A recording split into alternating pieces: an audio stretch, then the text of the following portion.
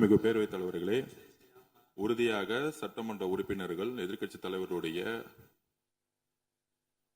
அனைத்து கருத்துகளுக்கும் மாண்பு முதலமைச்சர் அவர்கள் நாளைக்கு பதில் சொல்ல போறாரு. அதற்கு முன்பு ஒரே ஒரு குறிப்பு. ஏன்னா போன ஆட்சியில துணை முதலமைச்சரா எதிர்க்கட்சி தலைவர் இருந்தாரு. அவருக்கு ஒரு பதிவு பண்றேன். வேணாலும் இதை இந்த அவை முடிந்த பிறகு அவரே ஆராய்ந்து சொல்லட்டும். As per the NCRP report for 2024, the number of the crimes against children reported in the state increased by the more than 40% in 2024, with 10,046 cases registered compared to 6,968 cases in 2023.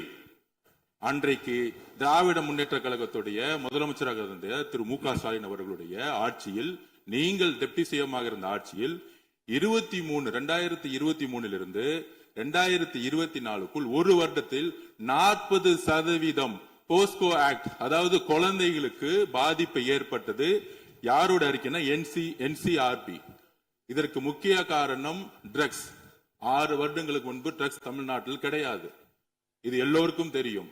ஆனால் இந்த 5 வருடத்தில் ட்ரக்ஸுக்கான பிரச்சனைகளை எத்தனை முறை ரிவ்யூ மீட்டிங் போட்டு சரி செய்யப்பட்டது. அன்று டெப்டி சிஎம் இருந்தவர் இந்த 40% கிட்டத்தட்ட 6,968 இருந்து 10,046 காசா இன்கிரீஸ் ஆயிருக்கு. உங்களுடைய ஆட்சியில எந்த நேரத்தில் டெப்டி சிஎம் இருந்து இந்த போஸ்கோ வழக்குகளை நீங்கள் ரிவ்யூ மீட்டிங் பண்ணி குறைச்சீர்கள்? நாங்கள் இந்த 40 நாள்ல கடுமையாக ரிஃபார்ம்ஸ் பண்ணிட்டு இருக்காரு எங்களுடைய முதலமைச்சர். ஒட்டுமொத்த காவல்துறை ரிஃபார்ம்ஸ் ஒர்க் நடந்துட்டு இருக்கு. அதுல சிங்கப்படைன்னு ஒரு கேலி கிண்டல் பேசுற மாதிரி பேசிட்டு இருக்கீங்க. அதுக்கான ரிஃபார்ம்ஸ் பண்றதுக்கு என்ன டைமோ அந்த டைம் எடுத்துட்டு ஒர்க் பண்ணிட்டு இருக்கோம்.